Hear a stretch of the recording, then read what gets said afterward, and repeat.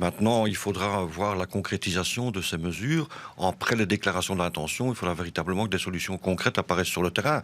Mais c'est en tout cas une demande que nous avions formulée. Ouais. On a assisté entre 2019 et 2022 à une augmentation de 60% de faits d'agression. C'est quand même révélateur. Et tout ça génère 9200 jours d'incapacité de travail parmi le personnel. C'est quand même interpellant. Il y a plusieurs solutions qui doivent être proposées, en tous les cas, pour assurer une meilleure prévention. C'est effectivement une meilleure présence et une présence accrue du personnel à bord des trains, dans les gares, mais aussi parmi le personnel de Sécurail. Ça, c'est évidemment une demande très forte que nous avons exprimée. Mais je pense aussi, et d'ailleurs la présence du ministre de la Justice et de la ministre de l'Intérieur hier, lors de la conférence de presse, allait dans ce sens-là. Il faut une meilleure collaboration entre les services de police, entre Sécurail, la police des chemins de fer, la police locale ou la police fédérale. Et donc, il faut qu'ils interagissent de manière plus performante demain. Et ça veut dire quoi, Pierre Lejeune? Ça veut dire qu'il faut punir davantage ceux qui se rendent coupables d'agression contre un personnel de la SNCB? Ah, je pense que le sentiment d'impunité doit vraiment disparaître.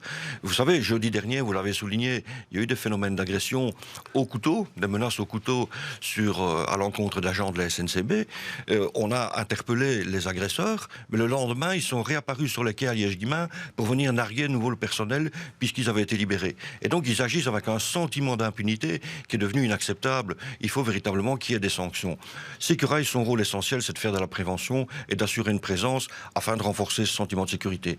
Et la police fédérale, la police des chemins de fer, doit intervenir lorsque les agresseurs sont interceptés et que des faits d'agression sont constatés. Donc je ne peux pas exclure qu'il y ait d'autres mouvements émotionnels qui puissent se produire si des agressions devaient encore survenir. Je pense que nous allons connaître deux années compliquées en 2023 et 2024, mais nous verrons bien après. Mais en tout cas, le financement n'est pas garanti. Pourquoi? Parce que les investissements ne sont pas là? Les investissements ne sont pas à la hauteur pour ces 2 prochaines années.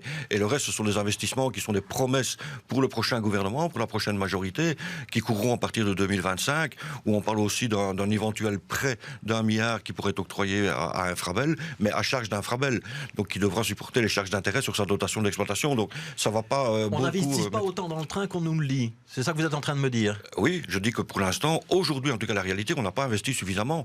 Et donc le reste, ce sont des promesses, mais nous verrons. Vous savez, je sais trop bien ce qui se passe au chemin de fer.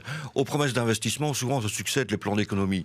Et j'ai peur un petit peu qu'à l'avenir, après cette majorité-ci, les promesses ne soient pas tenues et que finalement les engagements ne seront pas respectés.